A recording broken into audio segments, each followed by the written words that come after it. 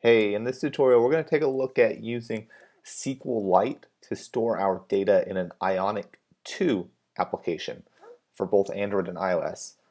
I did a previous tutorial that was pretty much doing the same thing. We did SQLite with an Ionic Framework 1 application, but as of now Ionic 1 is becoming pretty out of date and we're moving on to Ionic 2, which uses AngularJS version 2 as well.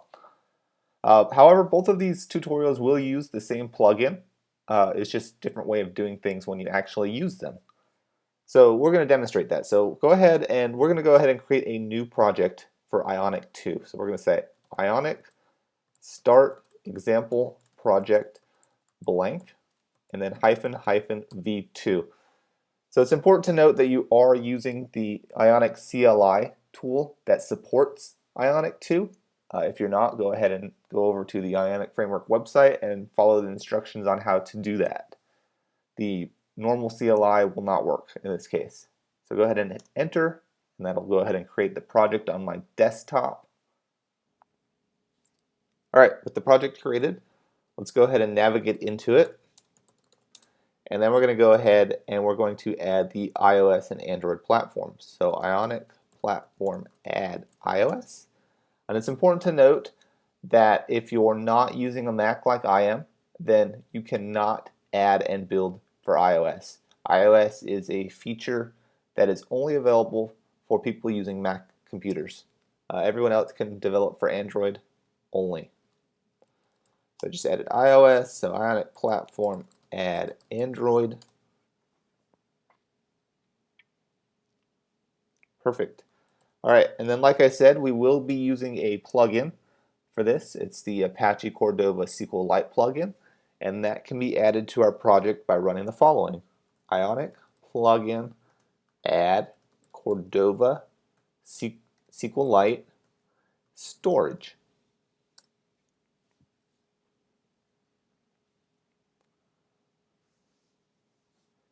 Perfect. Our project is now created. Now it's time to start actually coding it and adding the SQLite functionality for storing data. So go ahead and open up the project on your desktop. It's going to be in the www folder. And I'm going to go ahead and just open the entire project using Atom. It opened a ton of other stuff, so I'm going to close that and start fresh. Alright, so we're only going to be messing around with 2 files here. Well, actually 3 files, I take that back. So we're going to be messing around with the app.js file. We're going to be messing around with home.js. And we're going to be messing around with home.html. But the first thing that we want to do is play around with app.js. Because this is where we're actually going to initialize our database and make sure that it's set up before we try to use it. So the first thing that we want to do is on the first line, we want to inject 2 dependencies here. So we want to say storage and SqlStorage. Go ahead and hit save after that. So with those 2, now we can go ahead and initialize them. So inside of the initialize app, we want to do the following. So we can go ahead and remove console.log. And what we want to do is we want to say this.storage equals new storage SQL storage. And I know I accidentally made this capital. It should not be capital. And before I go any further, I guess maybe let me explain what this platform ready is. So if you're coming from Ionic Framework version 1, you're familiar with the Ionic platform .ready. If you're not, that's alright. If you're not coming from Ionic Framework 1, that's perfectly fine. It's similar to the Apache Cordova on device ready. And what that means is when you put stuff inside of here, it makes sure that the application is ready before it tries to use whatever you throw inside of it. And this is necessary for Apache Cordova plugins because most of these Apache Cordova plugins use native code. And you definitely want to make sure that the application is ready before it tries to access these native device features. So that's why we threw it inside of the platform ready. So we've set up our new storage object here. The next thing that we want to do is we want to create our database. Well, not create our database, more like create our table, because the database will get created automatically as of right now. So let's go ahead and create that table. So we're going to create a very simple one. We're just going to say this.storage.query, and the query is going to drive pretty much everything. So we're going to say create table if not exists, and we're going to call that table people. And that table is going to have an ID, which is going to be an integer. It's going to be a primary key, and it's going to auto increment. It's going to also have a first name column, and that's going to be text, and a last name column, and that's going to be a text. So when that has been created, now we can make use of the promise here. So we're going to say then, and we're going to say data, and we're going to control our success event in here. If there was an error event, we can just say error and throw something in here. So let's say maybe console.log error json.stringify error.error.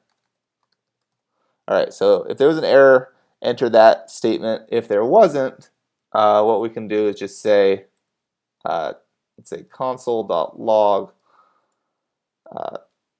table created, and then if there was any kind of result to go with it, we can say JSON stringify and then data.result. Alright, so nothing too crazy going on here. We're just creating a table, and this table is going to be accessed throughout our application. And we did it inside of the app.js file, because the app.js file is the first logic file to be run when the application opens. So with that done, now we can go ahead and go into our home.js file, because now we're going to make use of it in the home page of our application. So go ahead and open up that home.js file. We want to include a few things here. We want to include platform, because we're going to be using the platform ready to make sure our application is ready before use. We're going to add storage, and we're going to add SqlStorage, and we're going to save it. Now, inside of our constructor, what we want to do is we want to say platform, just like we saw in app.js, and we can say at this point, this.platform equals platform, and hit save. We also want to do the following here. We want to say this.platform.ready, and then our promise, and we can say this.storage equals new storage SqlStorage. Again, this is nothing new to you. You saw it in the previous JS file, but now we're going to get into the new stuff here. First off, when we query for people inside of that people table, we want to store it in an array. So let's go ahead and define that array inside of our constructor, because the constructor is loaded when the page loads. So it's kind of an initialization. So we're going to say this.people equals square brackets. All right, so now we have an empty array when the application starts. Now we want to add two more functions here. Let's go ahead and say we want to add an add function, and we want to add a refresh function. So starting with the add function. Now these two functions are actually going to be called primarily when a button is pressed within our application. So when the add button is pressed, we're going to first make sure the plugin is ready.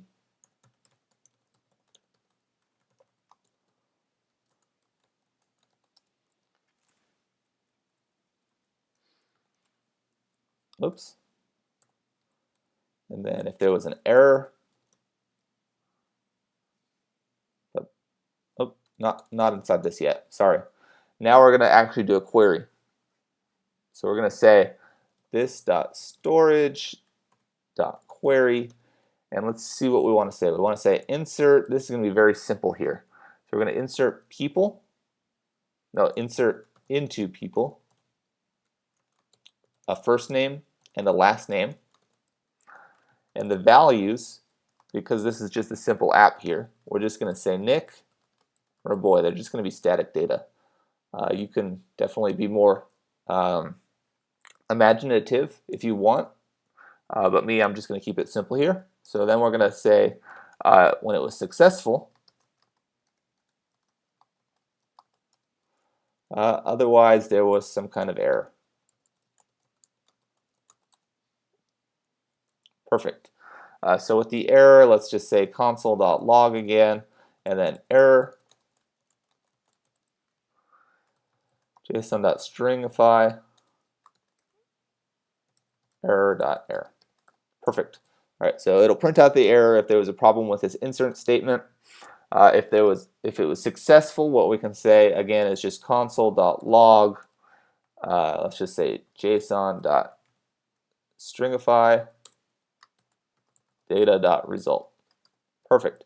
So when that add button is pressed, it's going to add my first and last name to that database table that we created in the app.js file. Now what we want to worry about is the refresh. So it's going to be same process here. So I'm just going to copy it. We're just going to change our query and do one more thing. So first off, let's go ahead and change that query. Let's say select star from people. So we're just going to select everything from that table. Now on success, the first thing that we want to do is we want to first clear out the people array, because we don't want to end up with doubles and stuff like that. We want to empty out the array and repopulate it with whatever data exists in the database.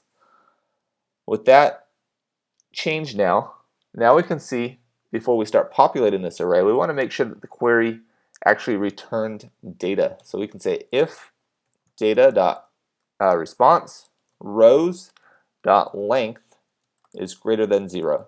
So if it returned at least one row, then we can proceed here. All right, now we can go ahead and loop through. So for var I equals 0, I less than data.response.rows.length, and then I plus plus.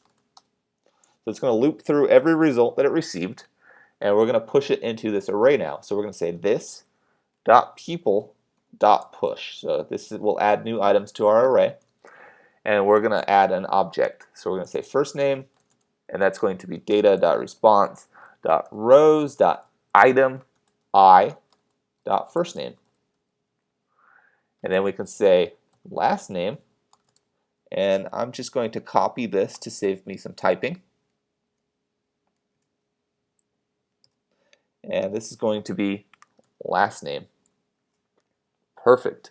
That is done. So we now have an add and we have a refresh. When our application loads, when this page loads, I think it would be a good idea if we display that data that's already in our database without having to press a refresh button. So what we can do is inside of this constructor, inside of the platform ready, we can say this.refresh. And it will call the refresh function and populate our array as soon as the page loads. And just like that. Our final step is to now worry about the UI. So we can go into home.html. We're going to scrap a lot of stuff. So for example, we are going to remove this card and we're going to replace it with a list instead. So Ion list. And now we can say Ion item, and we're going to do a loop. So ng4. It's kind of like an ng repeat if you're coming from Ionic and Angular 1, but this is Ionic 2. So we're going to say person of people. So people being the people array that we have in our logic file. An item. And now we can just print that data out. So we can say person.firstname and then person.lastname. Not really anything fancy here. We're also going to add 2 buttons, and believe me, they're not going to be very special in how they're formatted. They're just going to appear in our navigation bar. So we're just going to say button, they're going to be clear, and then on the click, this particular button is going to refresh.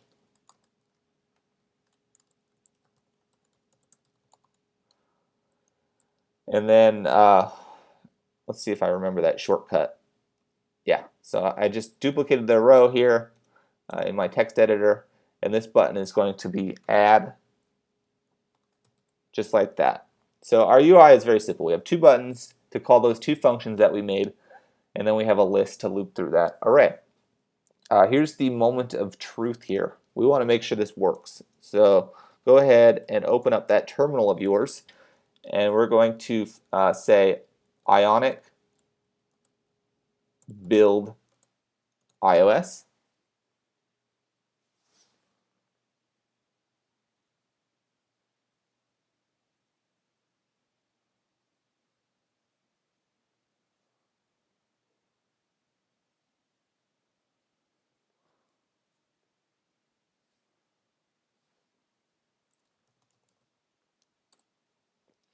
So as of right now, I know this is planning to be fixed in a more stable release of Ionic Framework, but as of right now, the Ionic build does not compile the CSS layouts and fonts, which is fine. They're going to fix that, and then one day, maybe by the time you watch this video, it'll already be included.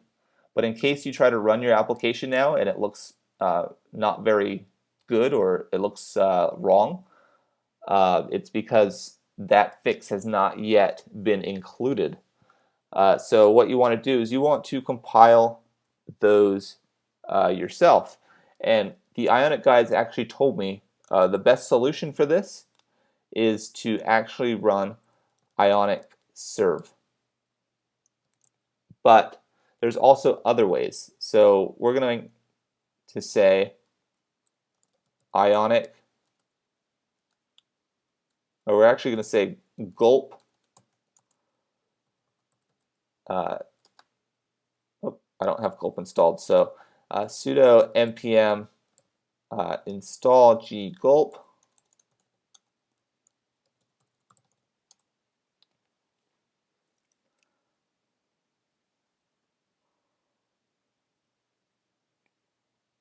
The reason I'm not using Ionic serve is because I am strongly against Ionic serve when you start using plugins in your application, because Ionic serve is good for when you use no plugins, when you only want to test UI, but when it comes to including Apache Cordova plugins, I do not ever recommend using that. You're setting yourself up for failure. So with gulp installed, I can go ahead and say gulp. I believe it's SAS. Alright, so it just compiled the SAS files. Now I want to say gulp fonts. Perfect. Now I can go ahead and say, and by the way, you only need to do that once, unless you, of course, change the fonts and CSS. So now we can say Ionic Emulate Ios.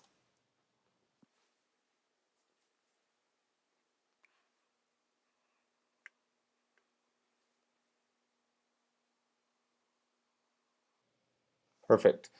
All right, so we're gonna see our outputs as it happens. Well, we don't need to see the outputs because it'll show when we click add. So we click add, and then we click refresh, and it's there. And if I hit refresh again, it will not add it again. So add, and this time instead of hitting refresh, I'm going to go to the home screen, and I'm going to load that application again. It didn't really close out of the application, but let's just go ahead and refresh anyways. As far as the simulator goes, I'm not entirely sure how to get completely out of the application. Maybe if I hit home twice. Yeah, no. It's easier on the device because I can just do a double tap the home button and then force close an application. But that's all right. The fact of the matter here is that we added 2 items to a table that we created using SQLite, and we were able to load them and display them inside of this list. Now, something to note. So, I mean, you could be wondering why aren't we using local storage? Why are we using SQLite? The answer to that is local storage has size limitations in Apache Cordova applications. It's good for certain things. Believe me, I use it all the time. But if you want to store a lot of data, SQLite is definitely the solution that you want to use, at least one of the more Android favorable solutions, if that makes sense. I mean, there are other solutions, so you could of course use, if you want to stick with this NoSQL, you can use other stuff like, say, Couchbase, which is perfectly fine. It's actually a good alternative to SQLite. But in terms of comparing PhoneGap and local storage and SQLite, you definitely want to use SQLite over local storage.